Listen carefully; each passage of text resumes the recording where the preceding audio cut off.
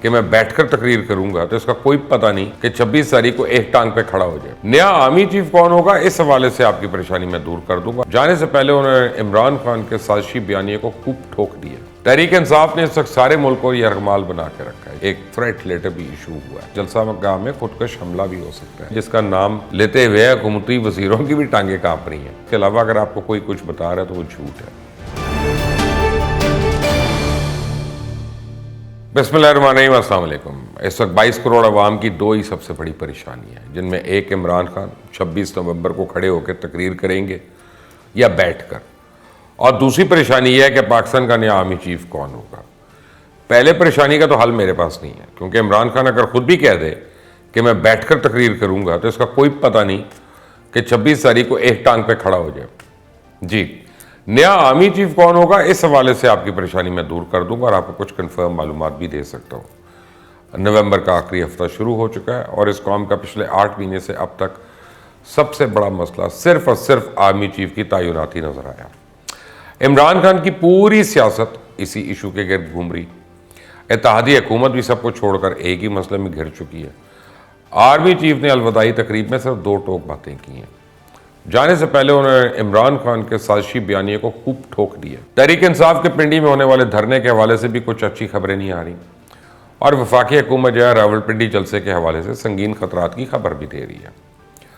President Arif Alvi ने governor KPK की summary पर फौरी दस्तखत करके अपना सिक्का मनवा लिया कि हमारे यहाँ समरी पर तो फौरन दस्तखत होते हैं, जबकि इमरान खान कह रहे हैं कि मेरा आरिफ अलवी से रब्ता है।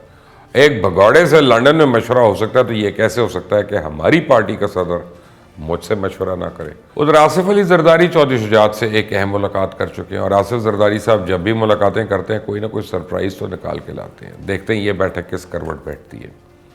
आज की इस वीडियो में मैं आपको मुल्क में जारी सियासी सर्कस की ज़रा सैर कराऊंगा, जबकि ये मुखबरियाँ, अफवाहें और बड़ी बड़ी खबरों से आपको आगाह करूँगा। इसके अलावा वफाकी हुकूमत के पिंडी जलसे के हवाले से क्या खदशात हैं, इस समेत पूरे सियासी मंजरनामे पर रोशनी डालेंगे। लेकिन आगे बढ़ने से पहले आपने अगर ये चैनल सब्सक्राइब नहीं किया तो सबसे पहले इस चैनल को सब्सक्राइब कर लें, बेल आइकॉन को प्रेस करना मत भूलिएगा। तहरीक इंसाफ ने इस वक्त सारे मुल्क को यरगमाल बना के रखा है। जैसे ही मुल्क में बेहतरी आती है उनके एहतजाज शुरू हो जाते हैं। पिछली बार IMF से मुज़ाकरात कामयाब हुए तो लॉन्ग मार्च का ऐलान हो गया। अब जब मुल्क की मईशत डूब रही है तो एक बार फिर से इस्लामाबाद और पिंडी को यरगमाल बनाने की तैयारी हो रही है। हर आधे घंटे के बाद सोशल मीडिया पर तशहीर हो रही है कि लोगों की एक तरह से मिन्नतें तरले किए जा रहे हैं कि 26 नवंबर को अगर घर से ना निकले तो पता नहीं मुल्क का क्या बनेगा। लोगों में अजीब व गरीब खौफ व हरास फैलाया जा रहा है, जैसे को बहुत बड़ा लश्कर आ रहा है और वाकई इक़्तिदार के ऐवानों पर काबिज हो जाएगा। तो इमरान खान को सोशल मीडिया पर ऐसे पेश किया जा रहा है जैसे उसे चुटकी मारनी और मुल्क के सारे मसले हल हो जाएंगे। ऐसा तासुर दिया जा रहा है कि इस काफिले में शामिल ना हुए तो नऊजुबिल्लाह खारिज इस्लामी ना हो जाए। और इस सब के दौरान रावलपिंडी इंतजामिया की एक नहीं सुनी जा रही है। जिद और अना ये जो और ईगो, इसमें अपनी मनमानी की जा रही है। रावलपिंडी में तो इनकी अपनी हुकूमत है और वो बार बार कह चुके हैं कि जलसे या धरने की जगह तब्दील कर लें, कोई ऐसी जगह रखें जहाँ पर इंतशार का खर्चा ना हो। लेकिन इमरान खान बज़िद है कि या तो उसने फैज़ाबाद जाना है या फिर लियाकत बाग जाना है। लियाकत बाग की तारीख का तो आपको बखूबी अंदाज़ा है। हम अभी तक लियाकत अली खान और बेनज़ीर भुट्टो को तो नहीं भूले।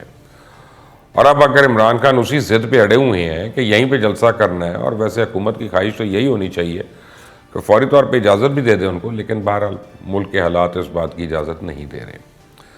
बल्कि अब तो वफाकी हुकूमत ने भी तहरीक इंसाफ की लीडरशिप को ख़तरे के बारे में आगाह कर दिया। एक थ्रेट लेटर भी इशू हुआ है, जिसमें यह खदशा जाहिर किया गया कि जलसा मकाम में खुदकश हमला भी हो सकता है। यह भी हो सकता है कि इमरान खान को ही टारगेट किया जा सके। लेकिन इस सब के बावजूद हमारे सो कॉल्ड सियासी लीडरान के कान पे जून तक नहीं रेंग रही है, क्योंकि आपने जनाब ने तो हेलीकॉप्टर पर आना है। आपके लिए हेलीपैड भी जलसा गाह में बना दिया जाएगा। पिंडी की इंतजामिया को प्रेशराइज करके आप हर बात मनवा लेंगे। आपके साथ 200-300 गार्ड्स का काफिला भी होगा, बुलेट प्रूफ शीशा भी लग जाएगा। अल्लाह ना करे कोई अनहोनी होती है तो आपको तो फौरी तौर पे वहाँ से निकाल भी लिया जाएगा। लेकिन उन मासूम लोगों का क्या कसूर है जिनको धरने में लाया जा रहा है? और हमने काफ़ी सारे तो ऐसे हैं बेचारे जिनको तहरीक इंसाफ के लोग पैसे दे देकर गाड़ियाँ भर के लाएंगे। क्या उनकी ज़िंदगी कोई अहमियत नहीं? क्या वो सब आपके लिए कीड़े मकोड़े हैं? और बाद में अपनी सारी सूरत हाल का जिम्मेदार सिर्फ और सिर्फ हुकूमत और इदारों को ही ठहराना है। और यही आपकी तारीख है। पहले आपने धरना देने का ऐलान ऐसे वक्त पर किया कि जिस वक्त आर्मी चीफ की तैनाती होनी है, जिस वक्त नए आर्मी चीफ ने फौज के सारे इंतजाम संभालने हैं, जबकि दुश्मन घात लगाए मौके के इंतजार में बैठा है। और ऐसा भी नहीं कि ये कोई पहला थ्रेट अलर्ट है, इससे पहले भी पूरी तारीख आपके सामने है। फैसल वाडा जो आपकी अपनी पार्टी के इतने चहीते रहे हैं, उनके सारे बयानात मौजूद हैं। अली अमीन गंडापुर की कॉल रिकॉर्डिंग्स मौजूद हैं। खैबर पख्तूनख्वा के वुज़रा की वीडियोस मौजूद हैं जिसमें वो असला लहरा रहे हैं और ये सामने नजर आ रहा है कि बदअमनी फैलने के सारे आसार मौजूद हैं। 6 महीने से आपने एक ही राह बलाक रखा है कि अमरीकी साजिश हुई और इसी के घर खुद घूमे जा रहे हैं और कौम को भी घुमा रहे हैं। और आज तो आर्मी चीफ तक ने अपनी अलविदाई किताब में आपकी सारी घड़ी हुई साजिशी थ्योरियों का भांडा फोड़ दिया। आर्मी चीफ ने इन शॉर्ट कहा है कि बंदे दे पुत्र बन जाओ। हमने सब्र किया, लेकिन सब्र की भी एक हद होती है। हमारे पास ताकत भी थी और मौका भी हो, जबकि वसाइल की भी कमी नहीं, लेकिन मुल्की मफाद में सब्र किया। आर्मी चीफ ने तो कहा कि फरवरी में फैसला हो गया था कि फौज को तनकीद का निशाना सियासत में मुदाखलत की वजह से बनाया जाता है, इसलिए सियासत से दूर रहने का फैसला हुआ और उसी पे कारबंद हैं और रहेंगे। एक आता है सिलेक्टेड कहता है, दूसरा आता है इंपोर्टेड कहता है। ये मजाक खत्म होना चाहिए। गैर मुल्की साजिश पे खामोश रहते तो ये हमारे लिए गुनाह कबीरा होता। और अब आप कप्तान की सुने। जब उसको कहा जाता है कि आप यू टर्न क्यों लेते हैं, फरमाते हैं जब एस्टेब्लिशमेंट ने हमारा साथ छोड़ा और उन्हें पता भी चल गया अवाम हमारी साइड पर हो गई है, तो उन्हें भी यू टर्न ले लेना चाहिए था। उससे ही नुकसान हुआ। तब कप्तान को कौन समझाएगा कि फैसला करते हुए मौजूदा हालात नहीं बल्कि कई साल आगे का मंजरनामा देखना पड़ता है। और ये बात खान साहब को बहुत जल्द पता चल जाएगी। खान साहब ने जिससे अपने सियासी मुखालफिन का 2008 से पहले कीमा बनते देखा है, वो इसे सोच सोच के कांप जाते हैं कि ये भी हमारा इसी तरह कीमा ना बनवाएं। इसीलिए आर्मी चीफ की तैनाती ने उनकी नींदें उड़ाई हुई हैं। जनरल कमर जावेद बाजवा ने तो वाज़ेह अल्फाज में कह दिया कि एक झूठा बयानिया बनाकर मुल्क की सलामती से खेलने की कोशिश की गई और अब उसी झूठे बयानिया से भी राय फरार अख्तियार की जा रही है।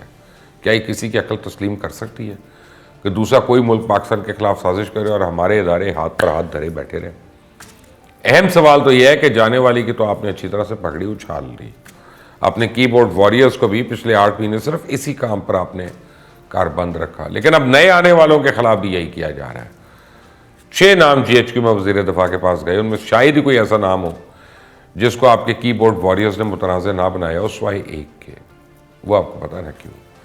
सबके साथ बराबर का सलूक किया जा रहा है, उनको पूरा मौका फराहम किया जा रहा है कि करना कि ना चाहते हुए भी फौज की तरफ से कोई रिएक्शन आ जाए, ना चाहते हुए भी सियासतदानों के मामलात को देखना शुरू हो जाए।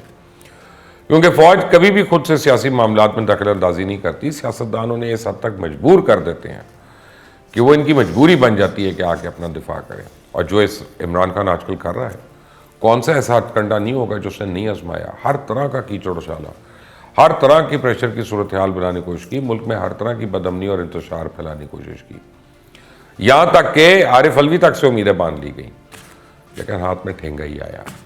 और आरिफ अलवी ने तो समरी पे दस्तखत करने के लिए प्रैक्टिस भी शुरू कर दी है। आज ही उन्होंने KP के गवर्नर के लिए भेजी गई समरी पे दस्तखत कर दी है।